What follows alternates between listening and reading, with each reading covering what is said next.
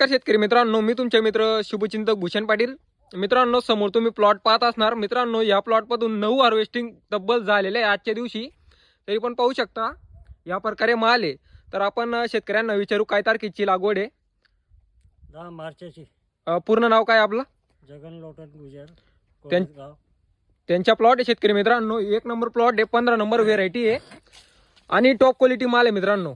हे बघा, आता त्याला आम्ही चौथा बेसल डोस देते ना. हो, चौथा बेसल डोस द्यावा लागत आहे शेतकरी मित्रांनो. कारण की मालाची जी पोझिशन आहे आजच्या रोजी मित्रांनो, कमीत कमी 60 किलो माल प्रति झाड तुम्ही पकडून त्याला तुम्हाला दाखवतो मी.